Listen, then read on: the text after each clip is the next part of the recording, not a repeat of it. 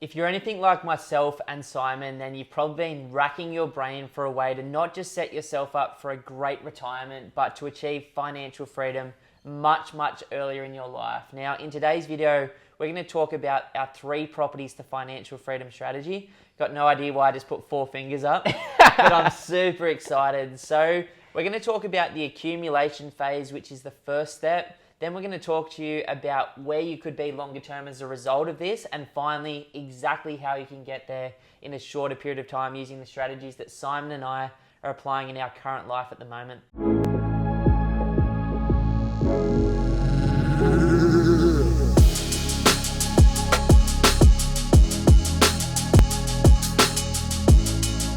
Sweet as. So what we thought would be fun in today's video, sorry I didn't tell you I was going to start, you're probably not even looking at the camera. I'm good, man, let's go. I've probably got the cross-eyed look when I look up, but that's all right. Is actually a real life example. So we're going to walk through this like I would if I was sitting down with my mum, my brother, my auntie, my uncle, and just having a bit of fun with it. Or this is the sort of stuff Lisa and I do when we're planning for our own future. So what I'm going to do, bro, is ask you a series of questions. And for you guys sitting there at home, or in the gym, you can play along as well. Is basically I've just got a blank piece of paper out and a pen. I've drawn a line down the middle to break it into 2 columns. Now, let's go. The most important thing at the bottom of the right-hand column is where do you and Tay want to be 20 years from today? You know, I always like to do my numbers conservatively and just, cover the bases. And, our goal in 20 years time is to ensure that we have at least $100,000 worth of passive income. Okay, cool. So rain, hail or shine, work, no work, holiday, no holiday, $100,000 I think is going to allow us to live a life of choice and, still be able to go on a holiday, send the kids to the nicer schools, buy the nicer food, live a bit more of a sustainable life. Love that, man. Now that's not including your job, any investing you do outside of property, in crypto, shares, whatever else, cars, toys. It's not including your super money either. It's not including any businesses you start or a job that you have. So that's important, guys. Like, this is just one revenue stream out of many that you might create in your long-term future. And I'm 28 now, or almost 29. I should start saying that. I'm just trying to hold on to my youth here. Don't level up, man. You start talking it down in a few more years time. You get past 30, it's like I just turned 31. So by 48, this is going to be the goal, right? So 48, I can't imagine that I'm going to want to just be chilling on a beach sipping pina coladas. Maybe for 3 months of the year I'll be doing that, but I'm still going to want to be working at that point. You don't want to be dancing in the rain? Sweet. So now if we go... Isn't that the song? Yeah. Pina coladas, getting caught in the rain. Sweet. So now we go to the top of the left-hand column, and the title that I'm just writing here is Step 1, Phase 1, Accumulation.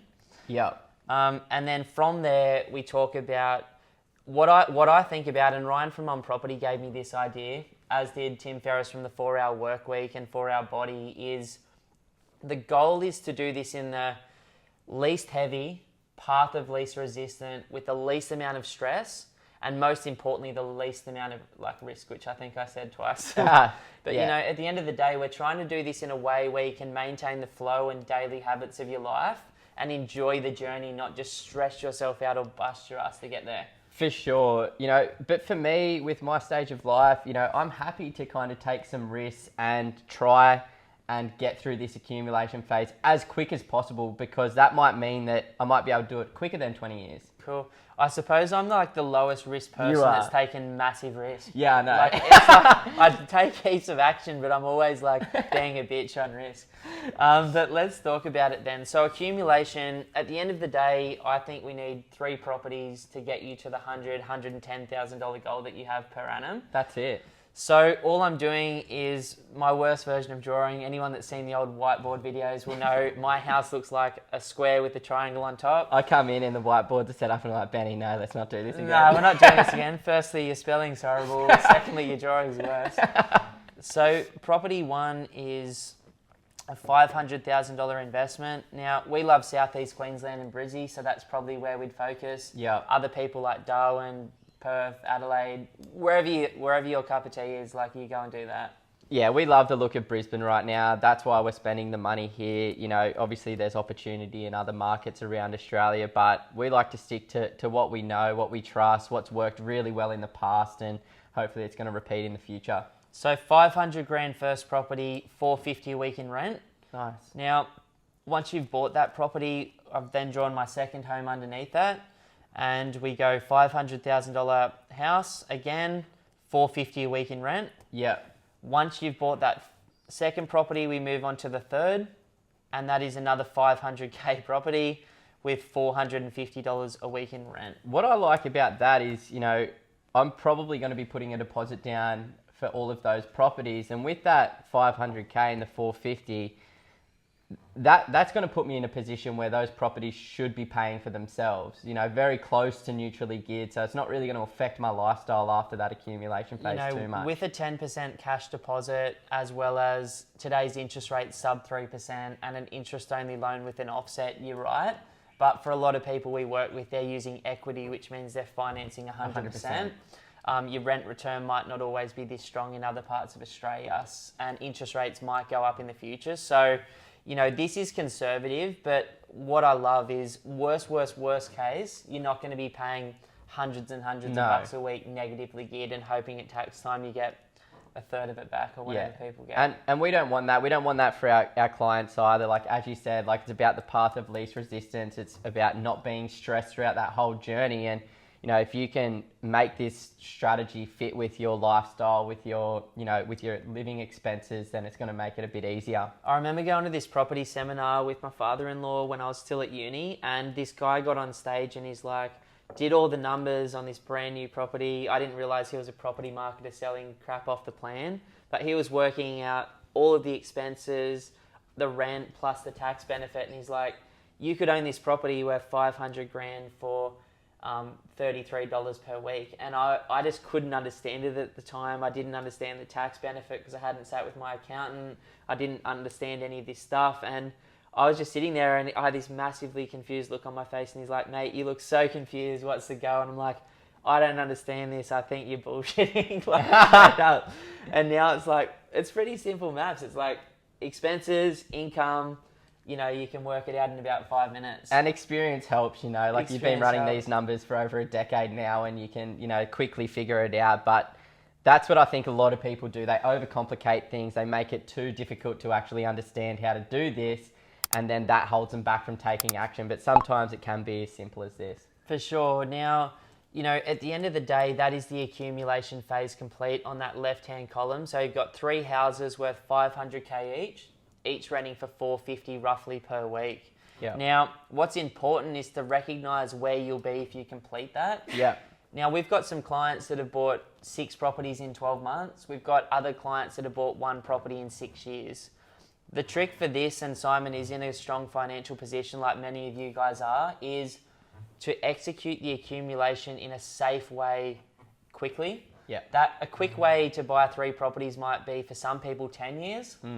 Talk to your accountant and your financial advisor about the right plan for you. For other people that are in great financial positions, that have great equity in a home, could do this much, much faster. Perfect. So what I've got here is about $1.5 million worth of property value, with about $1,350 per week of rent today. So where could I be in 15 years' time? You know, that's the right question. And I think this is important, guys, because you want to know where you're going. You want to know where you're at and what your next immediate step is at all times. And so if we answer that question, where could you be? If we use really, really simple numbers and go, you've got $1.5 million of property today, times by 5% per year, which we think is very, very conservative, capital growth times by 20 years, your $1.5 million property portfolio is now going to be worth just under $4 million or $3,980,000. Wow. Insane. You know, think about, you know, there is inflation there, but $4 million is going to give you huge choices down the line. Doubled with basically an extra mil. You know, exactly, man. Now, if we do the same thing to the rent, but we change the numbers slightly, so we go from $1,350 a week in rent times 2.5% per annum times 20 years, what are we looking at? About $2,200 per week of income. Week, if we times that out by 50 weeks a year, we're talking $110,000 of income. Perfect. Now, like we talked about in previous videos and episodes, you know, there is inflation, there are taxes, and there are costs associated with this, which we completely recognize. The most important thing with these ideas that we share of 2 properties, 3 properties, 4 properties is if you want to spend more on each property, like I talked to a Russian guy yesterday, absolute legend, earning well over 300 grand a year. He said, Ben, I don't really want 500k properties. I want to be going for 700k properties. And I'm like, cool, mate. Like, we can help you do that. And we've got other clients like Ben from Thailand who's like, dude, I just want to buy 800k to $1 million joints. And then we've got other clients like Davo who's just like, man, I can afford 400 to 500. Let's start where we can start. Yeah, and that's all you can do, right? Like, you can only work with what you can work with right now. So, you know, obviously it'd be great to get the benefits of owning that $800,000 property, but if I can't afford that $800,000 property now, I've got to really weigh up the pros and cons of, you know, should I go for a couple of 400k properties or wait until I get the 800? So you've got to be quite fluid and willing to, you know, work with what you can work with. Completely. And, you know, at different stages, you'll be able to borrow more. At other stages, like I've had periods where I couldn't do anything for 3 years and I was just a pest, like on my broker and my bank manager, but I wanted to keep moving forward. Now, the most important question that nobody ever asks anyone is how do you get there? You know what your next step is, and your next step is when you're in the accumulation phase to buy and finish off the properties and get yourself there safely. Yep. You know where you want to end up and the result of the work that you do. Yep. So it's like, well, how do we bridge that gap? How do we pay off properties in 20 years instead of paying them off over 30 years? Yeah. It's a tricky question, you know, but let's see how we go. You know, so first answer to the question is pay principal and interest. Yep. So simple. The second is as the rent increases slowly over the years on the properties you buy and the debt decreases because you're paying off some debt or you've got money in an offset account, there'll be surplus money or extra cash left over at the end of each week or each year, hopefully. Instead of spending that money like 99% of Aussies do. And, you know, sometimes you don't realize that you've got an extra $100 a week times 3 properties coming in because if you're earning 300 grand a year, $300 doesn't really affect your bank account weekly. No. But, you know, that money can go straight into funneling off the debt on the property. And that's what I'm doing at the moment. I just put all of the rent from all of my properties in one account. All of the expenses come out of that account. And whatever I've got left over stays there. I keep a buffer or I pay it off the property's actual debt. Yeah. I've just done the exact same thing as well. Set up a specific mortgage account that every single property is linked to, and all of the rent, all of the rates, all of the insurances, every single cost for that portfolio is in the account, and I'm just letting the account build up because I am in the building a buffer stage of this particular journey right now. So, yeah. And I've had it at stages where I've actually had to kick in like 10 grand or 20 grand a year into that account to keep that account afloat.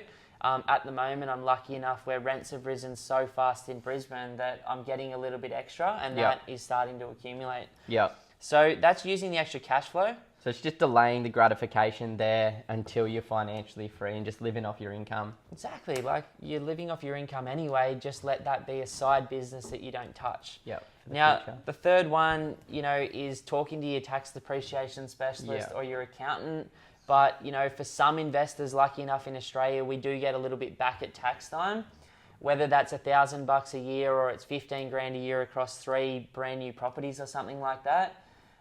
You know, when you get that big chunk at tax time, you can choose to do whatever you want with it, but we absolutely recommend just paying it off the debt. And most PAYG employees are getting a pretty good, you know, concession at tax time as well. So would you use that too? Because most people get, you know, 5 to 15 grand depending on their income at tax time. You know, like in terms of this, how do we get there? This stage, which I call consolidation or debt reduction, doesn't start until you've bought the properties. Yes. Now, the trickiest thing about this, right, and I'm struggling with it, so are you, is once you've got enough, how do you like go from consistently moving forward like you're so used to doing to go, I've got enough, now I'm just going to move into the boring paying off debt consolidation phase. And you might have advice from a financial advisor or an accountant that is so different to this, and it's like, well, maybe their advice for you isn't to pay off the debt. Maybe it's to invest in other assets and then sell them longer term to pay off the debt faster. Talk to those guys about that sort of stuff. There's so many ways to do it, but for me, I'm using principal and interest, the extra cash flow plus the tax benefits, and I'm at a stage of life where I'm happy to just pay that straight off the debt. Yep. The fourth one is savings. Yep. Now, you can put your excess savings in the offset accounts. Yep. You can, like me, I just pay a dollar figure off every one of the properties each week. Some of our clients try and pay $50 off a week. We've got other clients that are paying $2,000 off a week a property. Wherever it is for you and the advice that you've got, commit to a number and just work it off. The good thing about this part of the journey as well is like after you've accumulated the assets and you're moving into the debt reduction or consolidation phase, rather than saving for deposits for more houses, you can use that surplus savings to park it against these properties. Exactly. Like if you've gotten the habit in the accumulation phase of saving your ass off like we have, then that's going to be a habit or a ritual that you just do, and some of that can go into lifestyle, like we've talked about. Other parts can go into the debt reduction. Yeah. The last thing is using assets to pay off debt. Now, for some of you listening to this, you might have a business, a side hustle, you might have a second job, you might have a partner whose income you can use, you might be in crypto, shares, bonds, commodities, or you might, like us, look at acquiring strategic other properties that you hold for like 10 or 15 years until they've doubled. And then at that time, you might sell them down to pay off debt much faster. Yeah. That's one strategy that I've used a little bit that's been really effective. Obviously, you get stung massively on tax from the sale of the properties, but it's helped me like create chunks of debt that I couldn't create in my job. To help me move forward a little bit faster in the debt reduction phase. I really like that as well because, 3 properties, 20 years, I feel as though I can do more than that. And you're going to learn a lot from buying 3 investment properties. You're going to build your team of advisors. You're going to understand a little bit more about investing, timing, leverage, and you can put those skills to use and leverage off the market to make this journey a little bit easier. Because if you can do that, then maybe you take away a couple of these other ways to pay off some of the debt, and you can, increase your lifestyle, enjoy the hard work that you've done, and just work smarter, not harder. I love that, bro. So, you can tweak your long-term goal. Like when I first set my goal for where I wanted to be in 10 years, it was to replace 35 grand a year of income because that's all I needed to survive. Exactly. Now that I've got 3 children, private schools, I know I want a caravan, I know I want a holiday. I know I want to do a surf trip a year. Like I know I want to muck around at the gym and stuff like that. All of these things are extra costs that I have that I didn't have then. So, that's been tweaked a little bit. Now I'm looking for more like the 6 figures, the same as you. Yeah. It's like if you buy one property and you get really comfortable with that over a few years and you get yourself in a safe position, then maybe you want to step past your one property, or maybe for some of you listening to this, you want to be a baller and you want to go 7 to 12 or 15 properties. Like, in terms of like, this is what I love about this strategy. And back in the old days, I was so fixed and just so stuck in a way. And the problem with being stuck in one way is like, it can break very, very easily. We're being nimble by being soft and being flexible with the changes of your seasons in life. You can tweak stuff. Like if you just want to do P&I for 30 years, do that. Exactly. But if you want to speed it up and figure it out, then play with these other things and see what works for you and your family without sacrificing the fun and the enjoyment of the journey. Yeah, I love that, man. Like, change is really the only constant. And what I've noticed throughout my journey is like, the more experience that I get, the more success I stumble upon. I want to push that envelope a little bit further, and it's not out of greed, it's out of a desire and a willingness and an understanding that I am in control of my own destiny. And you're so right, like, when I initially set my goal, it's like, cool, this is based on a basic level life, but when you start to think about kids and holidays and living, a life of luxury, I guess. I'm not talking about, spending crazy money on random stuff. For lunch when you want, or a holiday when you want, or like take the kids down to Time Zone and just spray it on a Sunday. Exactly, all of those little bits and pieces, because to me that's freedom, right? And that's what we're really working towards. It's not necessarily financial independence, it's financial freedom. So, this is fluid, but, we talk to some people that are just like, Nick, our mate, for example, he's like, all I need is like 50 grand per year passive income, and my home and my investment property owned outright, and that's going to enable me to live my life, because he wants to buy a piece of land and, create all of his own food, do his own vegetables, have chickens, have his own eggs, like have a fully self-sustainable farm that, he doesn't need to pay for food and things like that. So, everybody's different. You've just got to really do that deep work to figure out what it is that you want. Set the base level of what you want to get to. And then throughout the journey, as you said, things are going to change. You might be able to push that a bit further. For sure. And you've got to recognize and just completely accept that you're going to be uncomfortable at many stages throughout this, right? Yeah. It's all fear. And other people are going to project their fear onto you, and it's going to come across like they don't want you to succeed, or they're talking down what you're trying to do. And that's really just them transferring their uncertainty around this. You're going to have information overload. You're going to feel time poor. You're going to feel exhausted. You're going to feel scared. You're going to probably get the wrong advice off the wrong people at different stages, and it's going to burn you a bit. There's so many things that you've got to overcome on the way, but just recognizing that it is going to be uncomfortable. It is new. It is going to, maybe you're not going to have all of the pieces lined up straight away, but through working on one thing at a time, like when you're in accumulation, which is buying the properties you need to get there, just focus on one of two things, like saving the money, waiting for your equity to increase so that you can buy again, or buying.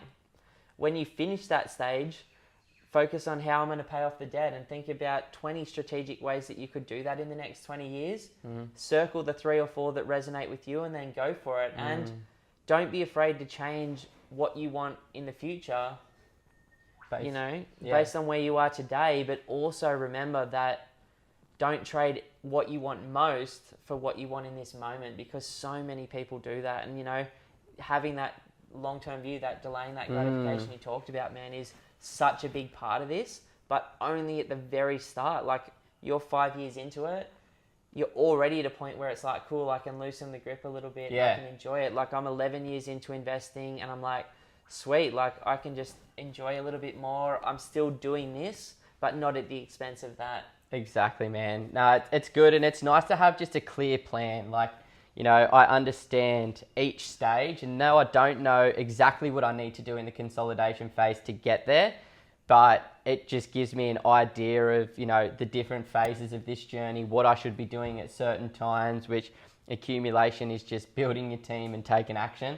And saving some money. Then, consolidation is where you want to have the necessary discussions with your accountant, with your financial advisors and things like that. Figure out how you can turn this portfolio into the reality of financial freedom, and slowly but surely chip away at it. And eventually it's going to come to fruition, and you're going to be where you want to be.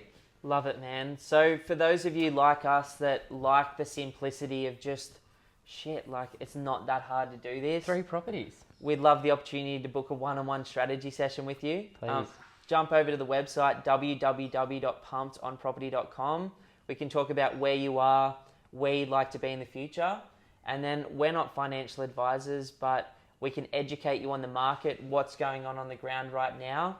You can take that information, you can check it with your accountant, your financial advisor, or you can go and smash it on your own. Or maybe you can become one of the small number of people that we work with each month, and we can really help you get the right assets that help shape your long-term future of choices, of financial freedom, of wealth creation, and looking after your family down the line as well. I love this stuff, man. It's so exciting. And, if you got some friends or colleagues or, community or anybody in your life that's kind of struggling about their journey, maybe share this video with them to help them get out of their own head and start to think about some action that they can take Please subscribe to the YouTube channel as well, where we're going to continue putting up, really cool updates about property investing in Australia and different strategies and ideas and case studies to make that journey a bit easier for you as well. We truly wish you all the best, guys, wherever you land and whatever it is that you're working towards. We hope you get there safely, and we wish you all the best in your future.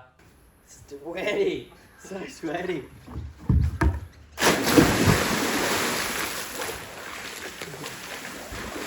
Oh, that's good.